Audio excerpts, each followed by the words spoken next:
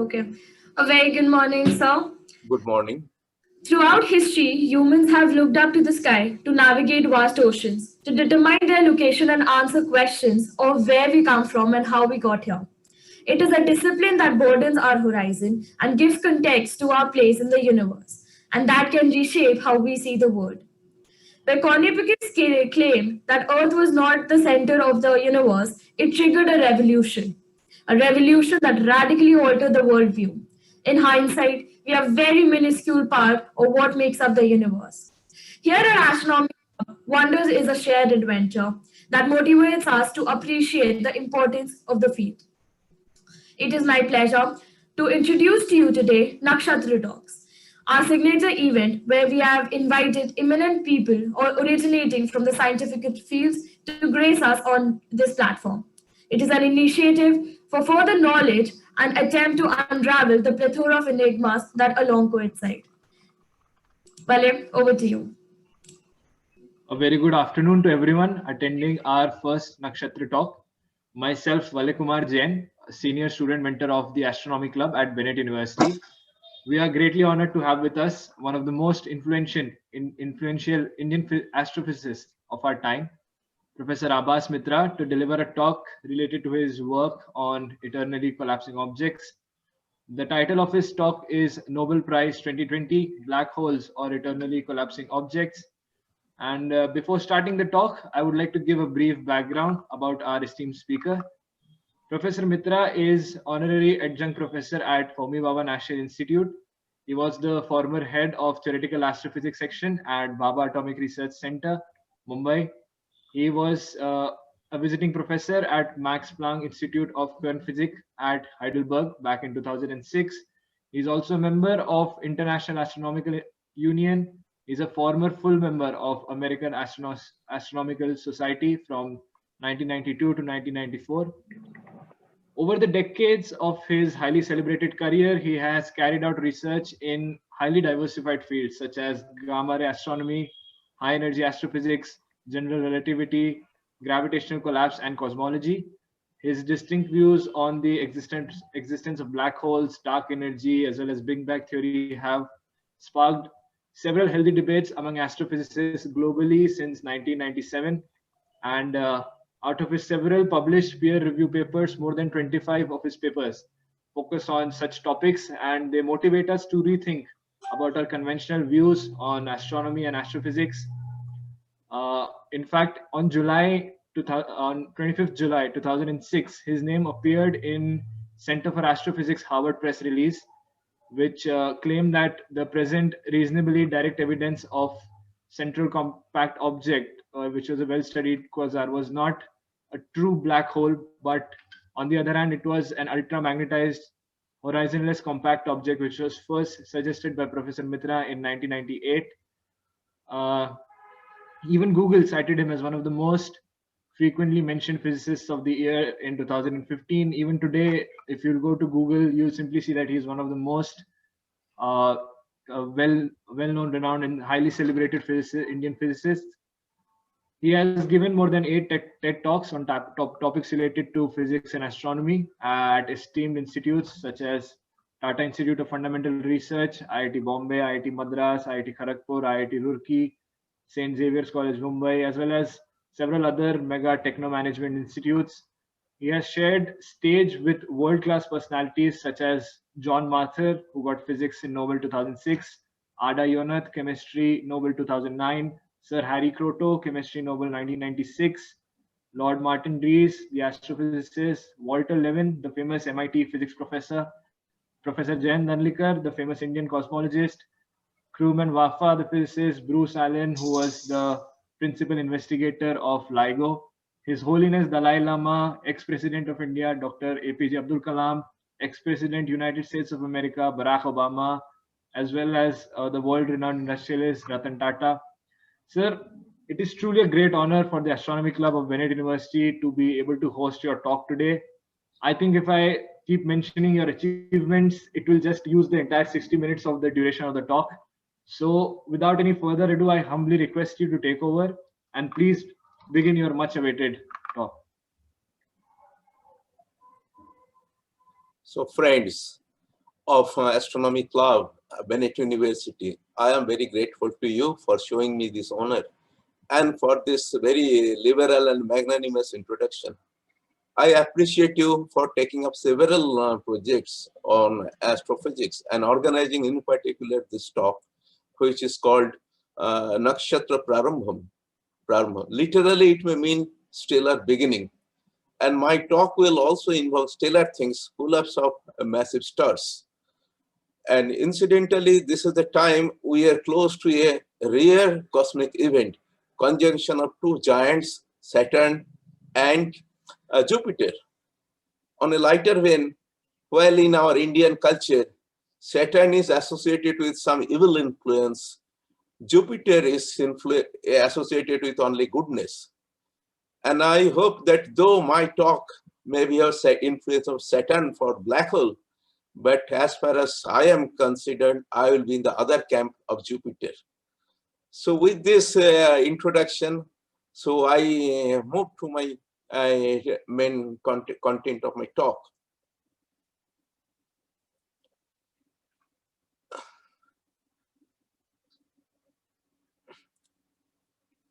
So we know when we talk of gravitational collapse, everything is not collapsing. See, when you say apple is falling, all apples are not falling. They are held by some forces. So as a simple example, consider a log of wood floating in the water. Why isn't it sinking? Because when a body is there are opposing forces, which is gravity.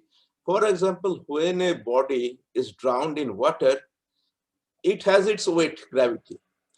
But it is affected by pressure from all sides. On the top side, pressure is less. On the lower side, the upward thrust is more. So there is a net pressure which opposes the gravity and it can float. So this is an important thing. If there is gravity, there are always opposing effects, physical effects, which oppose the gravity. That is why the universe is staying, we are staying, building is staying. But it is, and this is the pressure gradient, this is the pressure difference. Also, it means how fast the pressure is changing, that is pressure gradient, that is TPDR. But that is not the only force and which is opposing gravity. There could be other forces also. For example, some of you, many of you are astronomy enthusiasts, you may heard of solar cell. So it is a thin metallic, highly reflective metallic sheet, which actually propagates because of purely solar pressure. So when photons have some energy, they don't have mass but still have energy, and they have a momentum. And even light energy, classically the electromagnetic wave propagates, it has a momentum. So this can oppose gravity. And not only electromagnetic wave, any heat is propagating. Whenever any heat is propagating, there is some forces there, some momentum is imparted. All these things can affect gravity, can oppose gravity. That's not all. Everywhere we have magnetic field. All the stars, everywhere in the universe, we are discovering that magnetic field is present. Now, if a magnetic field is B, there is an associated pressure B square over 8 pi. And this also can oppose gravity. And there are other things. See, we know where birds are light and still not that light. They are heavier than air, but still they are flying. When they flap their wings, they do create additional thrust by creating some local turbulence. We do swim. So when we flap our hands, we create additional opposing forces, which counters gravity. So real physics concerns all these opposing effects, not only gravity. So suppose now a star is there. Now a star is there, ordinary star, actually radiation pressure is negligible. Magnetic field is also often negligible. So it is basically balanced in hydrostatic equilibrium by two things. One is gravity, which is pulling us down. Then, as I told, that gas pressure, the buoyancy forces, which are just countering. So it is in equilibrium. So star is in equilibrium because F of gravity is buoyancy force, which is Archimedes' buoyancy force. By the same logic, a wood floats. So this is the thing. But suppose the pressure and buoyancy force decrease. This can happen, as you have read. The sun is producing its energy by fusing hydrogen into helium. That is like a nuclear bombs. But suppose this fusion stops, then of course temporarily pressure will drop and sun will start contracting. But this does not mean the pressure will go to zero. So it will undergo gravitational collapse or contraction. But what happens then? So now star is contracting. So now it has some acceleration. R is the radius and rho is the density. So d2 second, that is the acceleration. So it is acted upon by gravity and also countered by the buoyancy force. So this is the full equation. It is just not, the buoyancy is not still zero. So buoyancy is force, although it is less, but it is still there. So star is now say contracting. And then one thing happens, whenever a star contracts, self-gravitating body contracts, it becomes hotter and hotter. Why? Because when it contracts, its gravitational energy is negative, so negative energy increases. To counter that, for energy conservation, it has to generate some positive energy. So that positive energy makes it hotter. And it radiates. Radiation could be electromagnetic waves, X-rays, optical waves, and neutrinos. So this is the key we should bear in mind, that as a stars start contraction, they get hotter and hotter and start emitting radiation. And we'll see for actual collapse, this thing is actually ignored. So now a star is collapsing. In Newtonian gravity, we are talking of Newtonian. There are two things. One is the acceleration. Then is gravitational forces pulling it down. Buoyancy force, pressure gradient force, it is opposing it. And now there is heat flow from the core to the outer side. So this is opposing gravity. Radiation is flowing, that is opposing gravity. And also magnetic field is increasing from core to the external, it is actually varying. So the magnetic pressure is also opposite. But if we take all these things, we cannot solve any mathematical problem. And if you want to study general gravitation, this collapse, even in the context of Newtonian gravity, we neglect magnetic opposition, we neglect radiation forces, we neglect heat forces. And that is not enough. Even this pressure gradient, we have to neglect. Because if we include pressure gradient, we do not know how pressure is changing from time to time, and at a point, we cannot have any exact equations. So mathematical collapse of gravitation, even in Newtonian gravity, mostly this thing. And this is called free fall.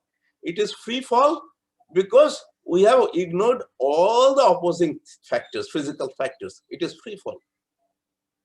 But even this we cannot solve. Because now F gravity and rho, they are varying from point to point, and they will change from time to time. And then we cannot solve it.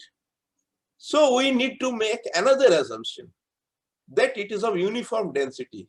Density rho is same everywhere. So this is pure free fall of a uniform density star. So we neglected everything. So now the equation becomes, this is known as a free fall equation.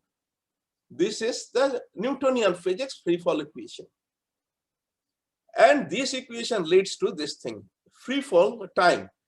If we believe in this equation, the star will collapse to a geometrical point in a time, short time. In fact, for sun we know very big. It will collapse to a geometrical point, we cannot believe, 27 minutes. But we know this is wrong. This mathematical description of gravitational collapse is wrong. It is known that if sun starts contracting, it will become hotter, and that will oppose gravity. So even without any nuclear energy generation at its core, the sun can survive for millions and millions of years. And this is what is ignored in gravitational collapse equations, Newtonian gravity, and also in general relativity. Now I'll tell you the primitive idea of black holes actually arose in 17 1884, almost 240 years ago. It was by famous English physicist John Michell. So Newtonian gravity was already developed. People knew that every star has an escape velocity. If we have to launch a rocket from the Earth, it must have a velocity of around 11 kilometers per second. This is the escape velocity. And Newtonian physics also, there was light has a corpuscular theory. The light has a particle and it has a finite speed, c. It was there. So if this escape, if it will contract, the r will decrease, and if m remains constant, escape velocity will keep on increasing. And suppose the escape velocity becomes c, then light cannot escape because escape velocity has become too high. So then it would look black. And this is the basic idea of event horizon of black holes. And this happens if we equate these two things. At r is equal to rg, later this became known as Schwarzschild radius of black hole, 2gm over c square. And what happens again? It will collapse. As I said, sun will collapse to a point in 27 minutes. Now that it is a point, and if we assume mass is finite, it is certainly density is infinity. All physical parameters are infinite. Gravity is infinite. So this is a gravitational singularity. So when we neglect anything, all the factors, even in classical Newtonian physics, massive stars should become black hole kind of things, and a singularity should develop. And in relativity, and this is the precursor of black holes, but these theories were not taken seriously. Then in 1915, Einstein developed his very complex theory, general theory of relativity. It is revolutionary. And now, for the sake of simplicity, I will take G is equal to C is equal to 1. Then, and the simplest problem was a simple point mass. It cannot be solved, very complex theory. So you take a single point mass. And then again, one found that black holes should form. And again, the same Schwarzschild radius, 2gm over c square. I have taken G is equal to 1, C is equal to 1, R is equal to 2m. So here it is exterior of the star. Here this is called event horizon Schwarzschild radius 2m. And interior light cannot travel. So interior, even if I will try to flash a light outward, it would fall inward. That is the interior of black holes. So this is trapped region. So in a trapped region, the radius is too small. It is less than the 2m, twice the mass. So this is the concept of actually trapped region. So it was there in John Michell's time, and it got consolidated because relativity gave it in a much more consistent way. This idea of black holes, it got developed, say 1916, the idea of black holes. So here it is within the black hole, even if no light can go outward, even light, everything has to fall to its singularity. So this is all trapped surfaces. This is all trapped region. But this was a solution. 1916 it came. But does it mean actual stars should collapse to black holes in, say, relativity? So people were not able to solve these equations because it is very complex. Nobody tried. Relativity was getting developed. But in 1939, this task was done by two famous American physicists, Robert Oppenheimer and his student Hartland Snyder. And Oppenheimer is associated with this atom bomb project of America. And he was a great theoretical physicist. They solved it. But even they could not solve it. If Newtonian gravity is much simpler, you cannot solve the equation without throwing away all physics. Here also they cannot do so.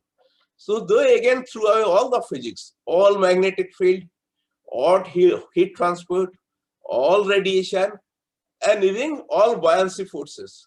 And finally, even they had to assume star is a uniform density. And rho is safe. And then surprisingly, they get the exactly same result. So free fall time is 1 over chi rho. And of course, this is the time as seen by an observer moving with the star here. Exactly same Newtonian result. This is stunning. And relativity is so complex. But this is what one gets in Newtonian physics. So as if when you throw away all physics, at least partially, your relativity, much fancied relativity, reduces to Newtonian physics. And this is the idea of the black hole. And this is the only exact solution of black holes. And on this, based on this thing, later relativists developed their black hole paradigm.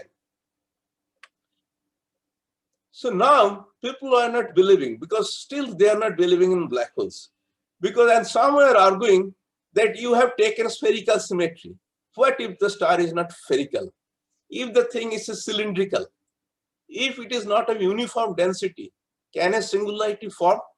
There are ideas that for such complex geometry, singularity may not form. And then enter the great mathematical physicist Roger Penrose, who has got Nobel Prize this year. 1965, he wrote a paper which is considered a landmark in physics, Physical Review Letter. So he treated the problem from a different perspective, highly geometrical perspective. And this was considered the first singularity theorem. And later he developed it with Hawking, Jaros, and others. And by 1970, the singularity theorems got fully developed. And they claim that not only massive stars, but even for the universe should go to a singularity, even if there is no homogeneity, there is cylindrical symmetry, and on the top, even if all physical effects would be there, it should collapse to a singularity. But how could they do? How could they do without solving a single equation? So they did by making some very crucial assumptions. One thing is very genuine. The matter collapses and energy density should remain always positive. That is very good assumption and physical assumption. But the next one is very unusual. Trapped surfaces must be formed. So trapped surface, where do they form? Interior of black holes only, we know. So they almost assume that everywhere it would be like black hole interior, massive stars, or even in the context of the universe. And this idea, at least in the context of universe, has been proven wrong in a decisive manner. In 1990, a famous Spanish physicist, theoretical physicist, Senavilla, published a paper, Physical Review Letter, which is very important. For the first time, it gave an exact solution of universe, which has no singularity. It has cylindrical symmetry, not spherical symmetry, but there is no singularity. So if you can disprove a theorem, even once, that theorem is disproved. So that way the single paper actually dismissed the singularity theorems, if taken in totality.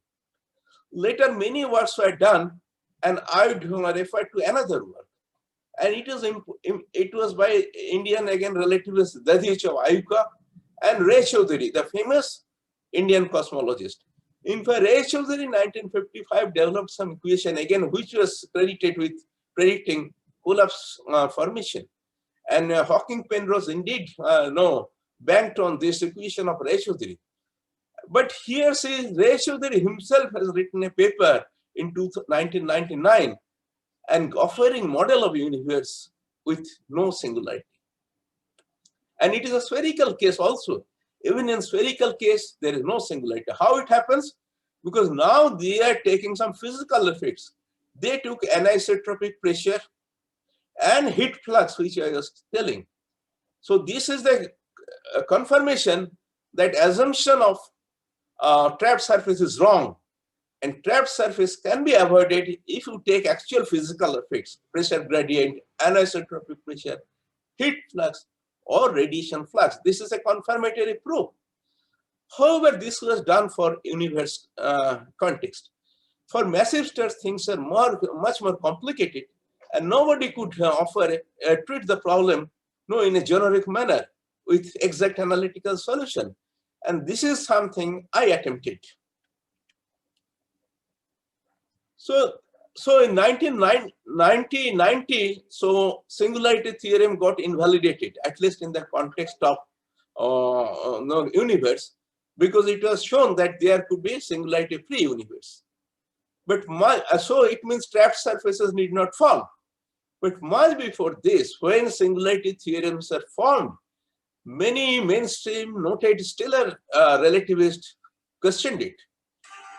You have heard of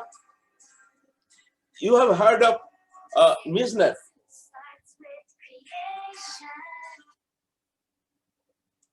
You have heard of Kip Thorne. They wrote a classic book, Misner, Thorne and Wheeler, Gravitation.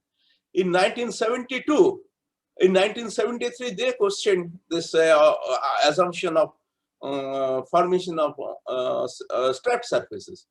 And before that, Weinberg is a very famous physicist, theoretical physicist, almost all-time great.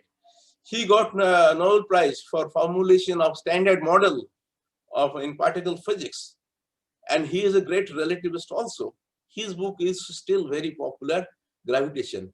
He wrote in this book, a realistic discussion would require that we consider the effects of radiative energy transport, neutrino energy transport, turbulence, nuclear forces, magnetic fields, as I have been emphasizing. So you have to take these forces, then you have to solve, and then you have to claim that you know trapped surfaces formed. You just cannot assume. And later, in 1992, a mathematical physicist from Canada, he wrote in a paper in Journal of Mathematical Physics, under normal circumstances, such a trapped surface can only occur inside the black hole region. Thus, the singularity theorems seem to be inapplicable, note, inapplicable for predicting the formation of singularity before black hole forms. So effectively, Penrose assumed the interior of collapsing star must become like interior black hole. And then he proved that inside that black hole kind of thing, a singularity would be there. What is new about it? Because whenever you think black hole kind of situation is there, everybody knows by definition, interior of a black hole is a singularity. So you assume the star becomes almost like a black hole, and then you presume that there is a singularity. Hardly really, from this perspective, any novelty is there. And I am not going chronologically how I worked, and this Oppenheimer-Snyder paper, which is considered Bible for black hole formation, from 1998, I tried to analyze it and showed that it is actually illusionary. There is some mathematical constant hidden which shows that trapped surfaces, black holes should not form. And in 2010, I showed this more category 11, and note the title, The Fallacy of Oppenheimer-Snyder Collapse. No general relativistic collapse at all, no black hole, no physical singularity, and this is a peer-reviewed journal. So I said that it only predicts the zero mass black holes. And zero mass black holes, although mathematically possible, actually they never form. I will tell you what a zero mass black hole is. And this is not enough. In 2000, later, 13, we wrote a paper along with my colleague in BRC, Dr. K.K. Singh. Again, we analyzed the problem from different perspectives. The mass of the Oppenheimer-Snyder black hole is zero. So there cannot be any finite mass Oppenheimer-Snyder black hole. So whatever this finite mass, large mass black holes we see, they are quasi-black holes. They are approximate black holes. They are not those mathematical black holes with singularity and event horizon. This was 2013 paper. And I have been driving home this point from 1998 onwards. So now I'll give you some little summary of special theory of relativity. See, normal day-to-day life is governed by Newtonian physics, Galilean physics. So suppose here I am going in a train and I measure a little distance with the scale, say dx. And somebody say standing by the railway track, he will also measure the same distance. Somebody moving in a rocket, in a plane, he will also measure the same distance for whatever measurement I have done. So dx is same for all observers. Other words, in technical language, the dx is invariant in Newtonian physics. The space interval is invariant. Similarly, while going in a train, I reckon some time interval. Somebody standing on a railway track with his clock will find the same interval numerically. If it is 1 second, 1 second to him. Somebody moving in a rocket, he will also find it 1 second. Somebody moving in a spaceship, he will also find it same time, dx. And also, so dx and dy are not invariant. And Newtonian physics, there is another thing, the speed can vary. So suppose one car is coming with 100 kilometers per hour speed. Another is coming from opposite direction, 50 kilometers per hour. Then they will see their relative speed is 150 kilometers per hour and they may collide. So this is the Newtonian addition of law, velocity law, u plus v. And also that is even speed of light can change to all the observers. It is c with one observer, it could be less than c, it could be greater than c to one observer. But all these things changed. So there are some Michelson-Morley experiment which showed that speed of light does not change as Earth moves. The speed of light is invariant. Then one had to change everything. And this was one of the motivation for special theory of relativity. Now space is not invariant. Time interval not invariant. Instead, some mixed mass of these two things, space-time interval, which is invariant. So it is little complex. Say this has a dimension of space, c square dt square, and this is the normal spatial interval. It is this thing, this difference, which is seen same by all observers. Now, special theory of relativity is so special because there is no gravity. All the observers are moving at constant speed with respect to fixed speed with respect to one another. There is no gravity. And this remains same to all observers on the top of the mountain and at the bottom of the mountain. This is the idea of special relativity. Now let me expand it. Suppose a particle is moving. It's, the speed is dx dt. Then I can rewrite the space-time interval as this way. You see, it is not very difficult. I have taken d square just out of the parenthesis. D square is equal to c square. C is already there, and dx dt is v square. I can write it this way. So now we know that relativity says that particles move with a speed less than light. So that is v is less than c. If v square is less than c square, you see this space-time interval is positive. So particles, material particles move in matter-like trajectories where space-time interval is positive. And this is very crucial. Whereas photons of light, they always have a speed v is equal to c, Michelson-Morley experiment. So for them, this term is 0. So space-time interval is 0 for photons and light. So now we note this signature of space-time. For material particles, signature is positive. And for photons, bear in this mind, for photons it is 0. And for material particles, space-time interval is positive. And I shall be using this in my future derivations. Now, the crux of what I showed in a very layman's way. Consider there is a black hole. An interior region is trapped, a particle is falling in a radial manner. And the event horizon is r is equal to 2m.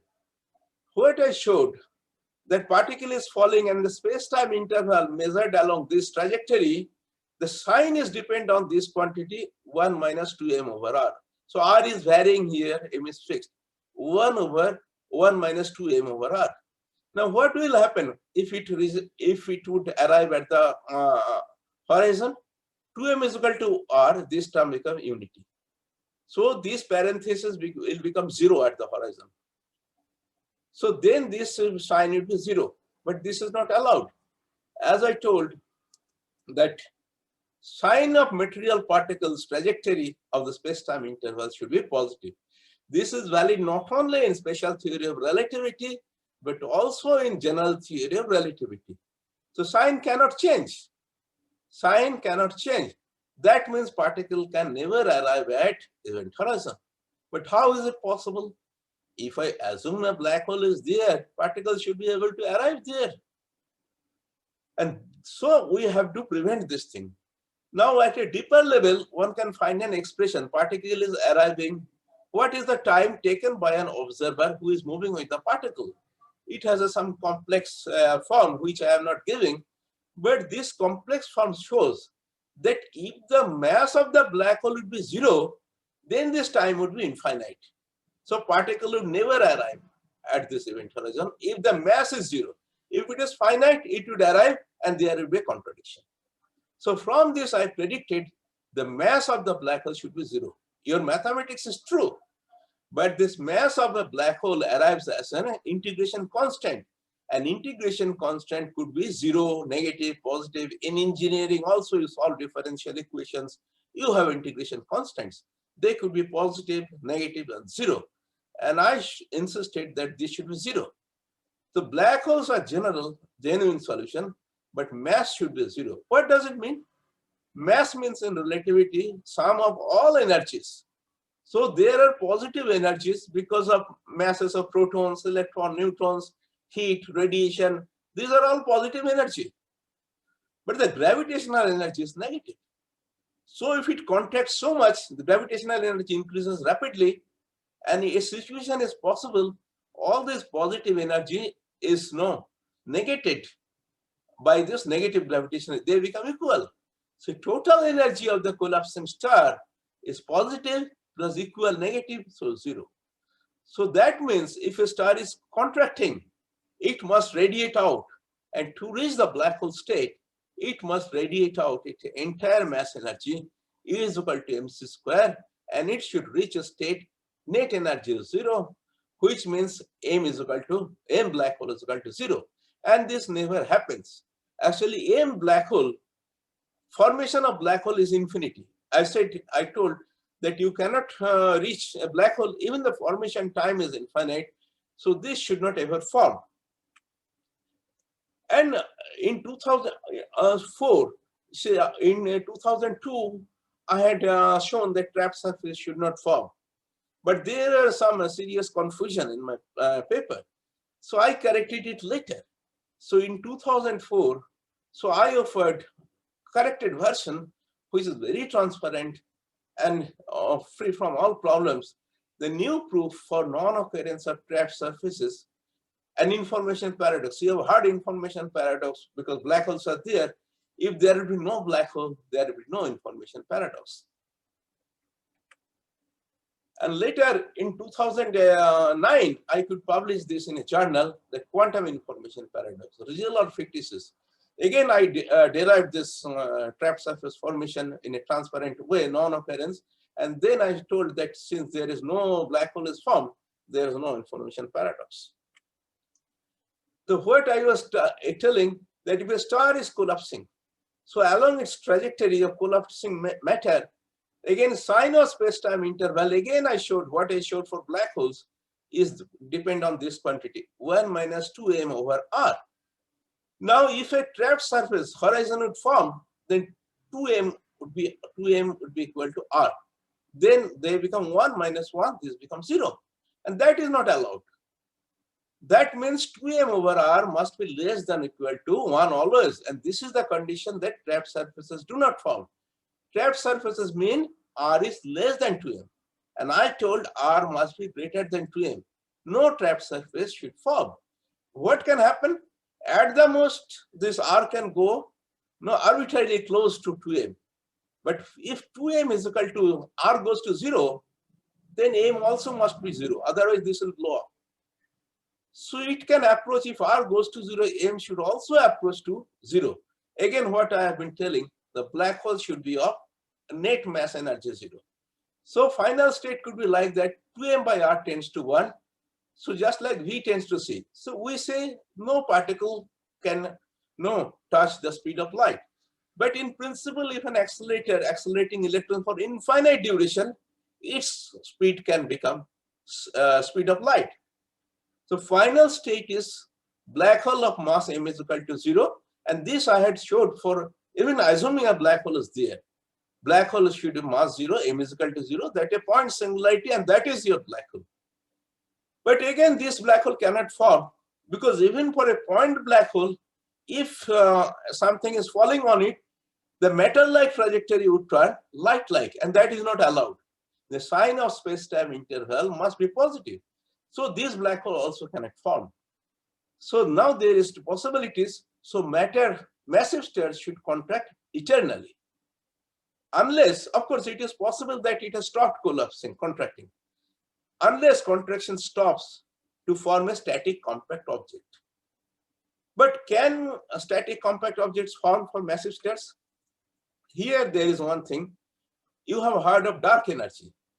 So in 2011, Nobel Prize was for discovery of dark energy. And it is said that universe is not only expanding, universe is expanding with acceleration. There is repulsive gravity. The idea of dark energy is that normal matter, we know, say heat is there. It has energy and it has pressure, radiation, it has pressure. This is all positive pressure. Magnetic field is there, energy and pressure, all positive pressure. But if negative pressure is there, it has a repulsive gravity effect. So idea of dark energy is repulsive gravity, negative pressure. So then people started, after my work, they started hypothesizing that massive stars contract. Sorry.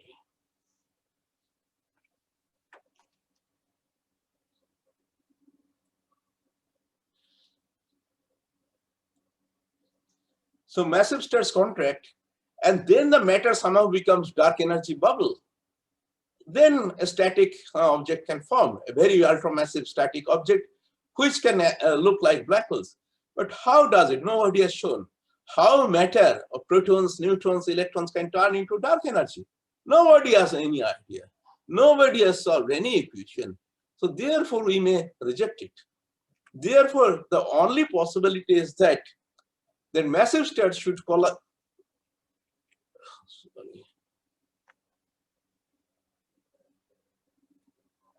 Massive stars should contract eternally. And I developed this concept in a series of papers from 2006. This is the final paper, which was published in Monthly Notices Top Journal as a letter, Monthly Notices Royal Astronomical Society. And I had a co-worker also here, co-author, Norman Glendenning, who is from Lawrence Berkeley Laboratory, a very famous particle physicist and nuclear physicist. There again, I finalized that massive stars should contract and become eternally collapsing objects instead of black holes. So what is the basic physics? Now you know in the gravity, even light trajectory is bent. So normal star is there, gravity is weak, light almost goes radially out, no bending. But neutron star has a stronger gravity, then light can bend a little bit. And if a star is about to form a black hole, then light bends so much that it can move in circles, closed circles. That is called, that has a name, that photon ring or photon surface. Light can move in a circular orbits. And beyond that, the chance of light or heat or radiation emitting decreases drastically. And then I showed that immediately before the black hole formation, the heat will be trapped heat will be so much that it will counter the effect of gravity. The outward force of radiation should be equal to inward force of gravity, which has a technical name, Eddington luminosity. And that time, star would be so hot, it would be a ball of fire. And most of its energy density will be total density will be dictated by radiation energy density. This is eternally collapsing object. But it is not strictly static. Something is still leaking infinitesimally slowly. And that is why it is always contracting infinitesimally slowly and trying to go to the true black hole state, which is E is equal to mc square is equal to 0. There is another thing. All the stars have some magnetic field. Sun has magnetic field around 1 Gauss. If it contracts, the magnetic field lines come closer. Magnetic field lines come closer means magnetic field strength increases. Actually, with a magnetic field strength increases 1 over r square. So that it has contracted 10 times, magnetic field increases 100 times. And this is the reason pulsars, which are very contract, they have very strong magnetic field.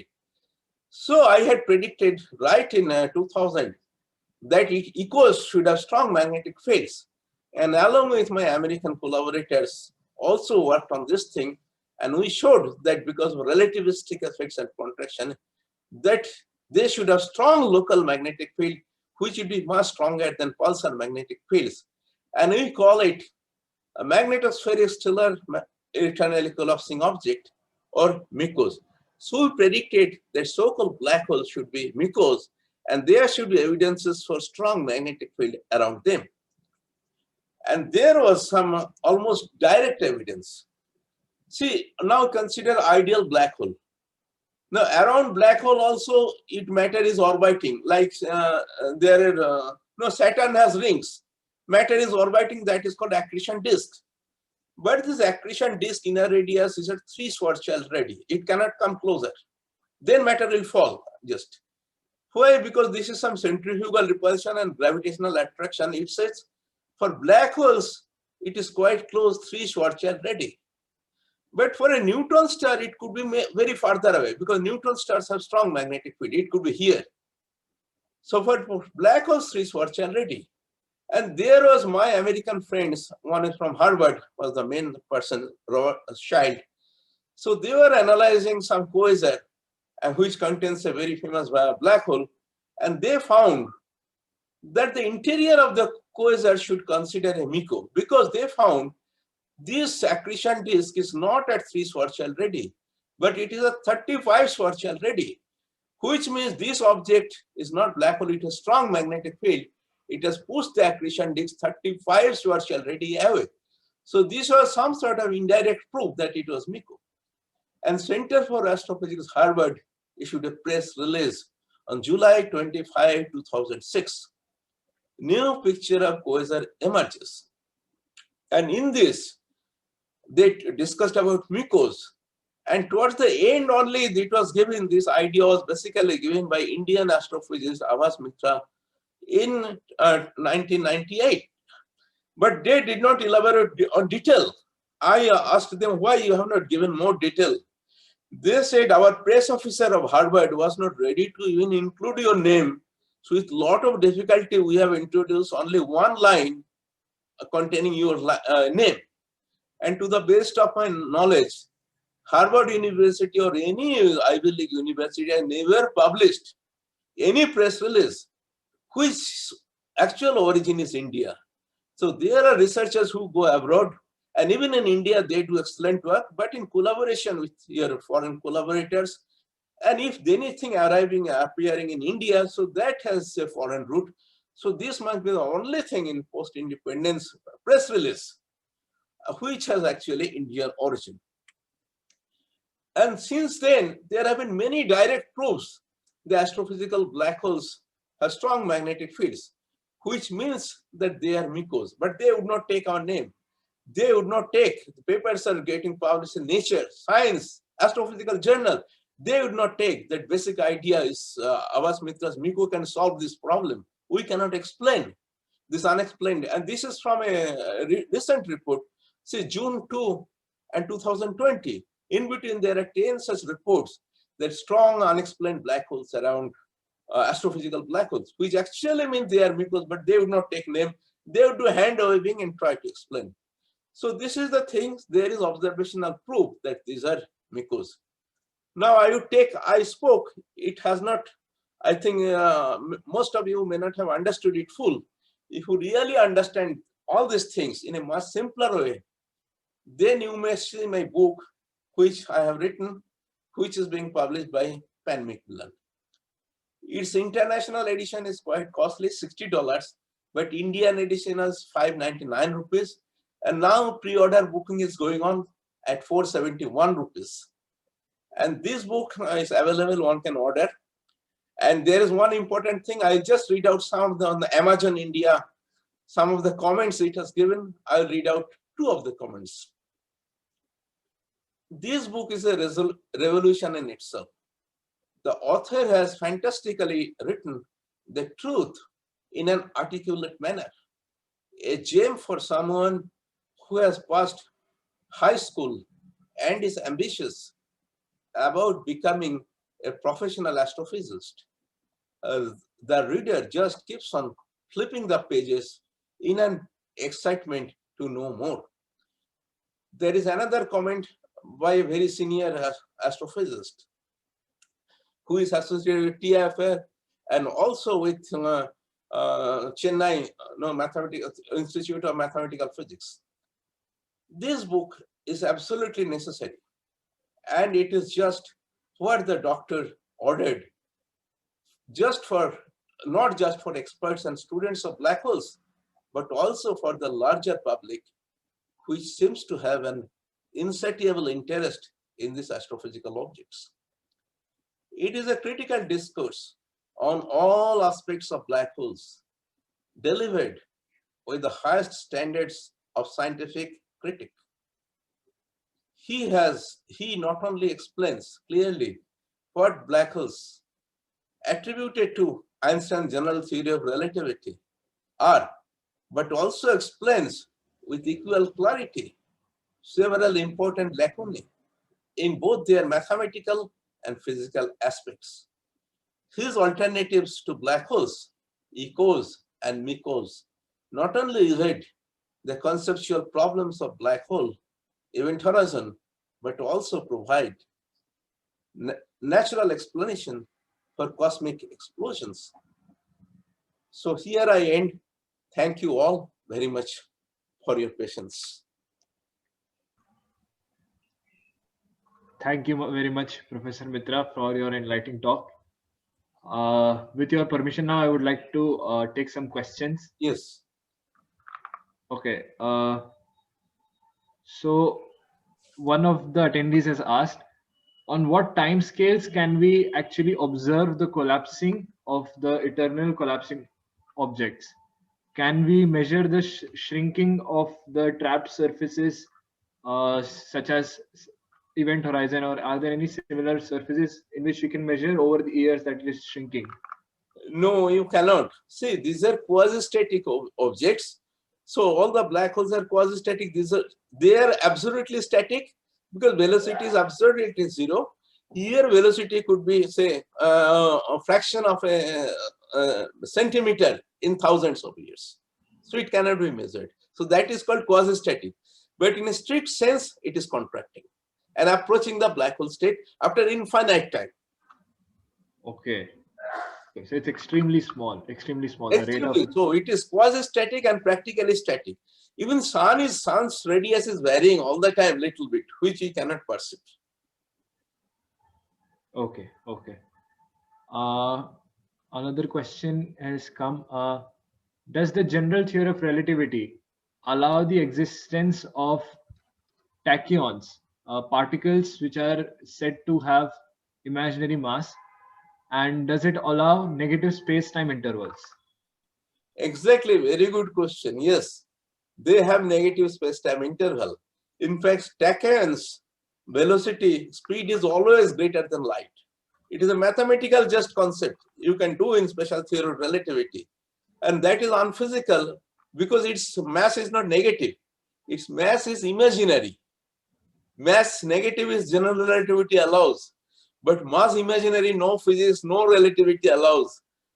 And for its space-time interval is indeed negative, which is not as a sign. For material particles, this sign should be positive. For photons, it is zero, and for tachyons, it is negative. So inside the black hole, actually matter behaves like tachyons. They can go superluminous speed because it is unphysical. And that is the reason I said the sign change and sign should not change. It is unphysical because mass is not negative but imaginary. Okay, okay. An attendee has asked, how is Chandrasekhar limit taken into account of collapsing star and the discussions that we just had? Again, excellent question. What Chandrasekhar's mass is, actually it is not only Chandrasekhar, it was originally by Indian English physicist Stoner, then Anderson, next came Chandrasekhar. So this says white dwarfs have a maximum mass around 1.4 solar mass. What it takes, that it is cold object and it is supported if you put electrons are called Fermi-Dirac particles. So they refuse to come together. They are half integer particles. They try to refuse. Then a quantum repulsion force is generated when you put electrons together. And in the white dwarf is very small.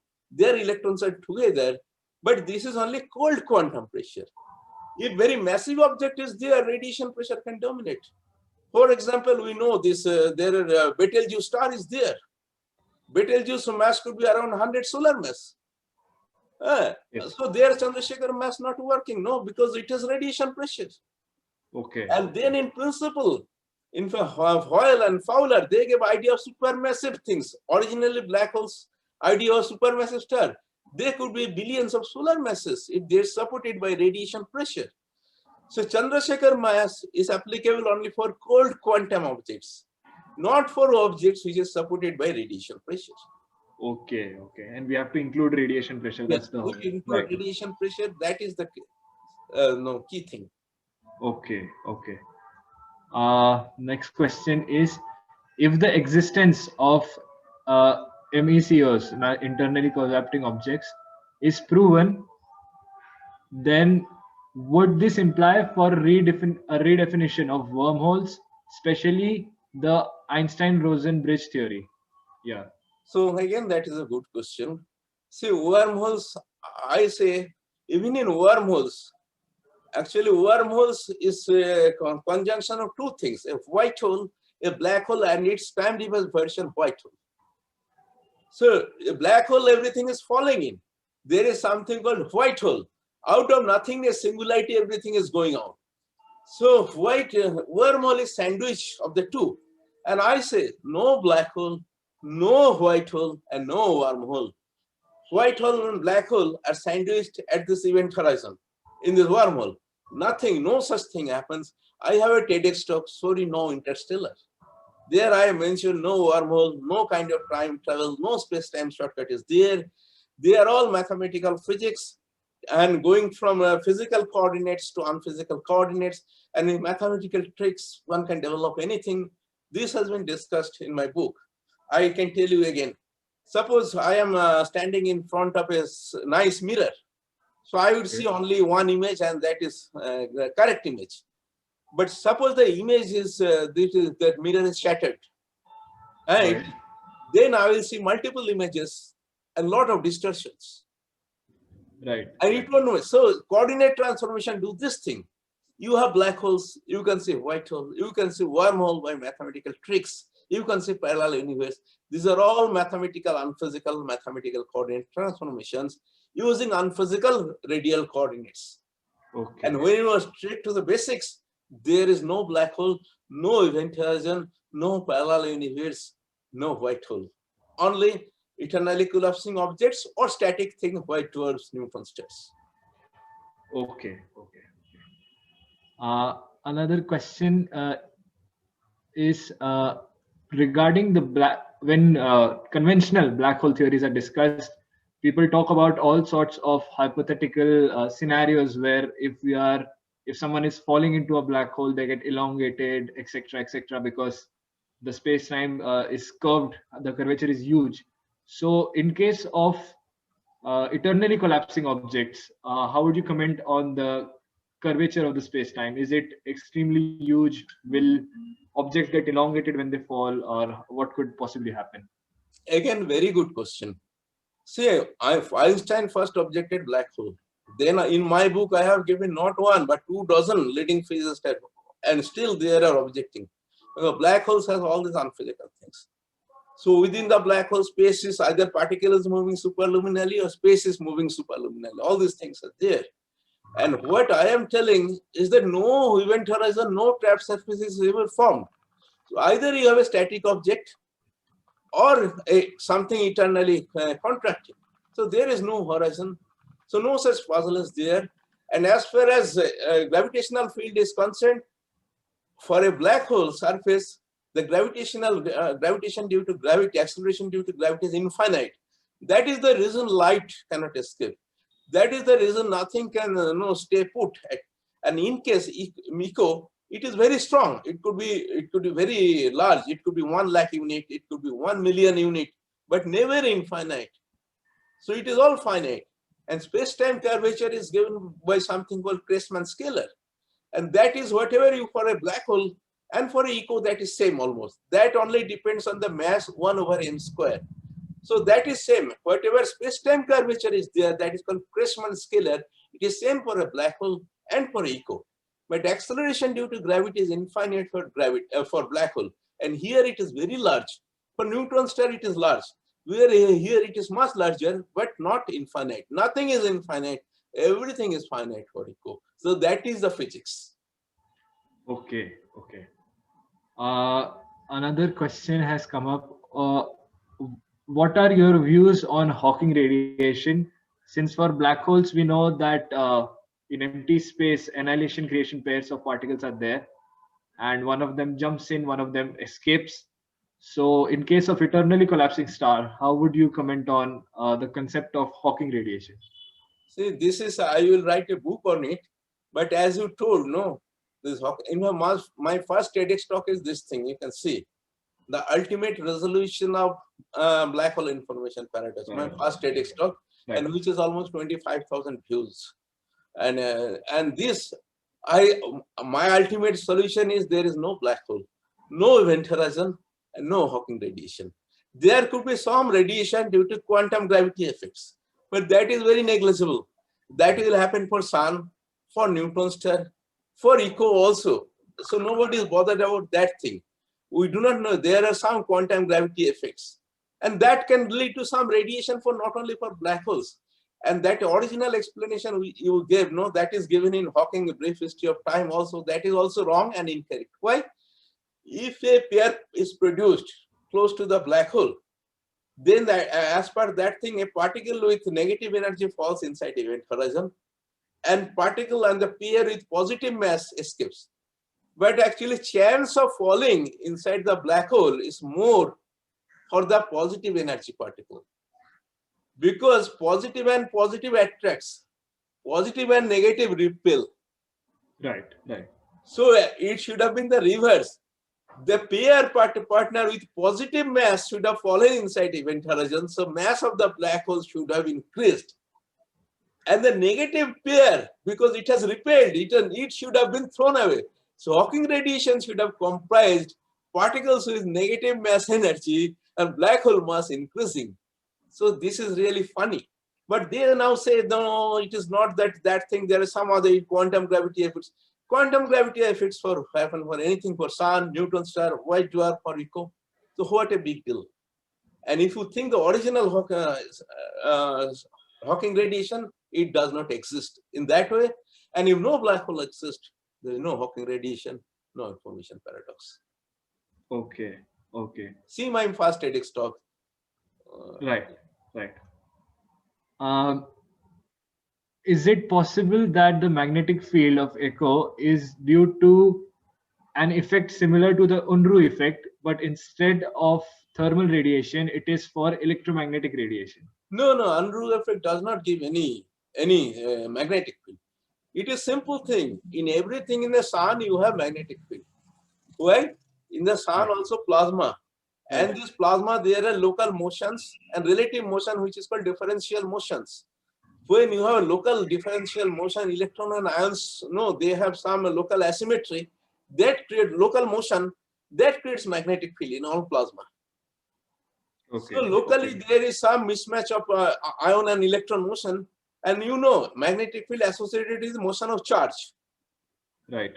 So local mismatch is there, that creates the magnetic field in all plasma. So here also in everything. So in neutron star also it is that thing. There is no Unruh effect, nothing is there. So here also, because it is much more denser and magnetic field is condensed. So it is because of ordinary plasma effect, the magnetic field. For neutron star, you have magnetic field 1 trillion Gauss. It is not because of any Unruh effect, nothing. Okay. Unruh effect is almost like Hawking radiation. It has got nothing to do with magnetic field. So magnetic field is due to all plasmas, physical plasmas. So local anisotropic motion of charged particles and differential motion of plasma. So same, most natural thing is the magnetic field. No exotic physics. Okay, okay. I think this will be one of the last questions. Recently, the image of the black hole was said to be captured last year and it gained a lot of attention. For echoes, do you think that if we were to capture the image of eternal collapsing objects, it would look similar in nature? If there would be any differences, what would they be? Yeah, this has been discussed in detail in my book. And it is not only echo. There have been other things have been proposed like gravestars, puzzles. They all will give the same shadow. Okay. True black holes, echoes, Nikos, puzzle, because they are all radius is almost equal to 2m. So they have the Schwarzschild radii black holes, and here the radius could be larger, somewhere could be a millionth part, somewhere it could be a billionth part. That does not make any difference. They will create the same image. And also I tell you that whatever is claimed as the event horizon, the image, it is not even shadow of the event horizon or even a microsurface. It is something called photon sphere. I once mentioned that at photon sphere, already gravity is so strong that photons can move in orbit. So one cannot peek inside the photon sphere. So photon sphere itself almost behaves like opaque object, photon sphere. So actually their image is the image of the photon sphere, not an event horizon or even microsurface. This thing has been discussed in detail in my book. Okay. So event horizon, no black hole can be ever.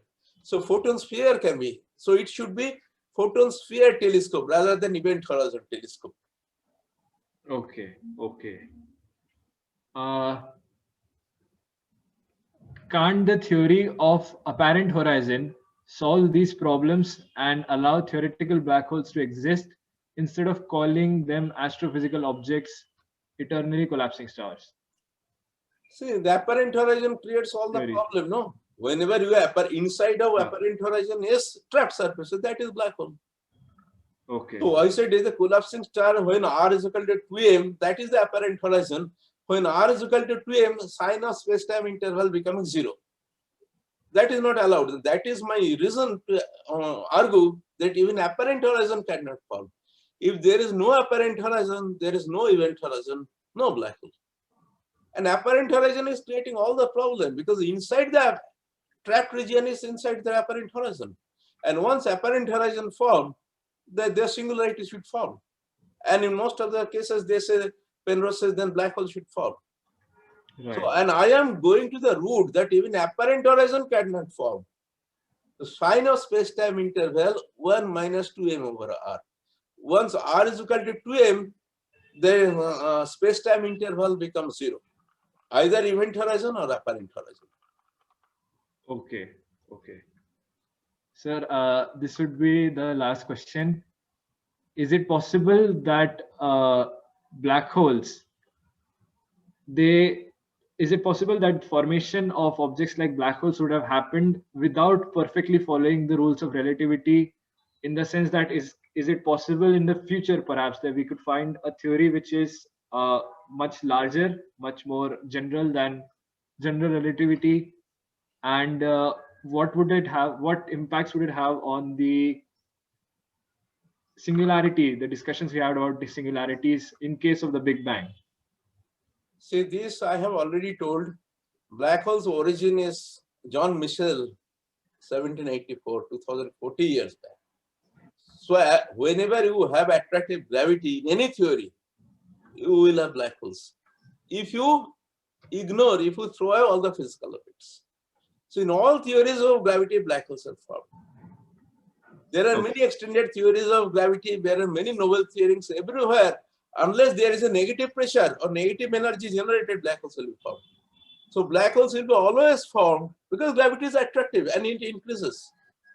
So if you throw away all the physics, I said for the physics, buoyancy force, pressure gradient, right, flow of heat, flow of radiation, magnetic field, electric field. When you throw away all gravity theories, it has little to do with actually relativity.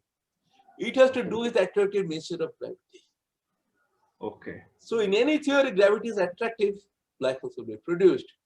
And unless there is a repulsive thing, and repulsive thing could be dark energy, Negative pressure has a repulsive effect.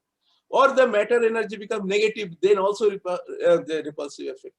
But otherwise, all gravity theories, starting from Newtonian to all the gravity theories, black holes are found. Okay. That will be the end of the question answer session. Thank you, sir, for quenching the curiosity of our attendees. Before ending the session, I would just like to call Professor Ayan Khan from Physics Department to give a small token of thanks to the speaker. Good afternoon, sir. It was really a fantastic experience to listen to you. And I am really delighted to see so many questions are coming up, because as a teacher, this is our only job to create questions among the students. And you have created so many questions among the students. I'm really thankful to you.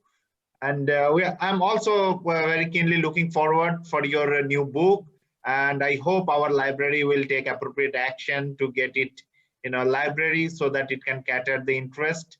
All the perspective, it is very important to have the perspective, different perspectives, and everybody individually realize and go into more deeper study of that subject and learn your point of views, your understandings, and why what is happening on the other side, the Hawking's theory, Penrose's theory.